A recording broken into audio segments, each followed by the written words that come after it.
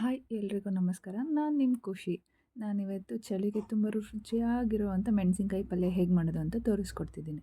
ಮೊದಲಿಗೆ ನಾನಿಲ್ಲಿ ಒಂದು ನಿಂಬೆಹಣ್ಣು ಅಷ್ಟು ದಪ್ಪದ ಹುಣಸೆಹಣ್ಣು ತೊಗೊಂಡಿದ್ದೀನಿ, ನೀರಲ್ಲಿ ನೆನೆಸಿಟ್ಕೊಂಡಿದ್ದೀನಿ. ಹಾಗೆ ನಾನಿಲ್ಲಿ ಚೆನ್ನಾಗಿ ಮೆಣಸಿನ್ಕಾಯಿನ ಹಸಿರು ಮೆಣಸಿನ್ಕಾಯಿ, ಖಾರ ಮೆಣಸಿನ್ಕಾಯಿ ಬರುತ್ತಲ್ಲ, ಅದನ್ನು ಇಲ್ಲಿ ಸಣ್ಣದಾಗಿ ಹೆಚ್ಚಿಟ್ಕೊಂಡಿದ್ದೀನಿ. ನಿಮಗೆ ಎಷ್ಟು ಬೇಕೋ ಅಷ್ಟು ತೊಗೋಬೋದು. ನಾನಿಲ್ಲೊಂದು 1/4 kg ಅಷ್ಟೇ ತೊಗೊಂಡಿದ್ದೀನಿ.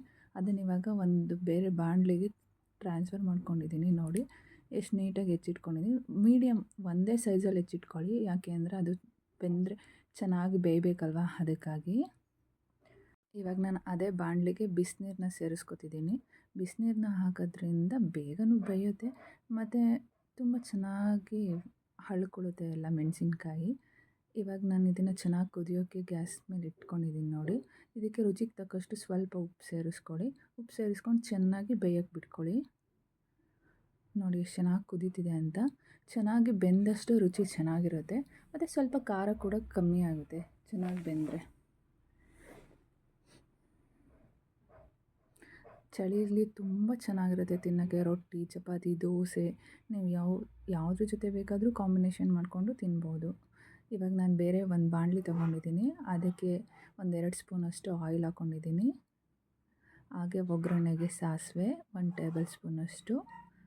ಸಾಸಿವೆ ಚಟಪಟ ಅಂದಮೇಲೆ 1 ಟೇಬಲ್ ಸ್ಪೂನಷ್ಟು ನಾನು ಜೀರಿಗೆ ಹಾಕೋತಿದ್ದೀನಿ. 4 ಅಷ್ಟು ಕರಿಬೇವಿನ ಸೊಪ್ಪು.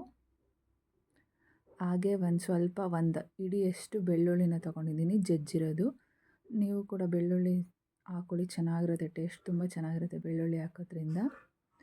ಇವಾಗ ಇದಿಷ್ಟನ್ನು ಚೆನ್ನಾಗಿ ಫ್ರೈ ಮಾಡ್ಕೋಬೇಕು.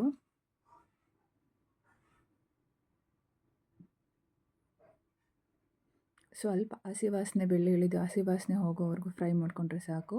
ಇವಾಗ ನಾನು ಏನು ಬೇಯಿಸಿಟ್ಕೊಂಡಿದ್ದೆ ಮೆಣಸಿನ್ಕಾಯಿನ, ಅದನ್ನು ಈ ಬಾಣಲೆಗೆ, ಒಗ್ಗರಣೆ ಮಾಡಿರೋವಂಥ ಬಾಣಲೆಗೆ ಟ್ರಾನ್ಸ್ಫರ್ ಮಾಡ್ಕೊತಾ ಇದ್ದೀನಿ.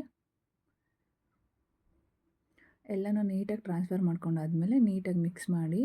ಮಿಕ್ಸ್ ಆದಮೇಲೆ 1-2 ಸ್ಪೂನಷ್ಟು ಅರಶಿನ ಪುಡಿ ಸೇರಿಸ್ಕೊಳ್ಳಿ. ಅರಶಿನ ಸೇರಿಸ್ಕೊಂಡಾದಮೇಲೆ ನಾನಿಲ್ಲಿ ಏನು ಹುಣಸೆ ಹಣ್ಣನ್ನ ನೆನೆಸಿಟ್ಟಿದ್ದೆ, ಅದನ್ನು ಇಲ್ಲಿ ಸೇರಿಸ್ಕೊತಾ ಇದ್ದೀನಿ, ಹುಣಸೆ ರಸನ. ನೀವು ಜಾಲರಿಲಿ ಸೋಸೋದ್ರಿಂದ ಅದರೊಳಗಿರೋವಂಥ ಏನಾದರೂ ಸೆತ್ತೆ ಆಗಲಿ ಅಥವಾ ಏನಾದರೂ ಸಿಪ್ಪೆ ಆಗಲಿ ಸೇರಿಕೊಳ್ಳಲ್ಲ ಅಂತ ನಾನು ಸೋಸ್ಕೊಂಡು ಈ ಥರ ಸೇರಿಸ್ಕೊತಾ ಇದ್ದೀನಿ. ಹುಣಸೆ ಹಣ್ಣು ಚೆನ್ನಾಗಿ ಕುದಿಬೇಕು. ಚೆನ್ನಾಗಿ ಕುದಿದ ಮೇಲೆ ನಾನಿಲ್ಲಿ 1 ಬಟ್ಲಷ್ಟು ಕಾಯಿ ತುರಿನ ಸೇರಿಸ್ಕೊತಿದ್ದೀನಿ. ಮೇಯ್ನ್ ರುಚಿನ ಇದಕ್ಕೆ ಕಾಯಿ ತುರಿ ಇಲ್ದಲೇ ನೀವು ಇದು ಮಾಡಿದ್ರೆ ಅಷ್ಟು ಟೇಸ್ಟ್ ಇರೋಲ್ಲ. ಕಾಯಿ ತುರಿ ಸೇರಿಸಿದ್ರೆ ತುಂಬಾ ಚೆನ್ನಾಗಿರುತ್ತೆ ಮತ್ತು ಖಾರ ಕೂಡ ಕಮ್ಮಿ ಆಗುತ್ತೆ. ಕಾಯಿ ಚೆನ್ನಾಗಿ ಖಾರನ ಹೀರಿಕೊಳ್ಳುತ್ತೆ. ನೋಡಿ ಇಲ್ಲಿ ಎಷ್ಟು ಚೆನ್ನಾಗಿ ಕುದೀತಿದೆ ಮತ್ತು ನೀರು ಕೂಡ ಹಿಂಗಾದಮೇಲೆ ಈ ಹದಕ್ಕೆ ಬೆಂದಮೇಲೆ ಫ್ಲೇಮ್ನ ಆಫ್ ಮಾಡ್ಕೊಳ್ಳಿ.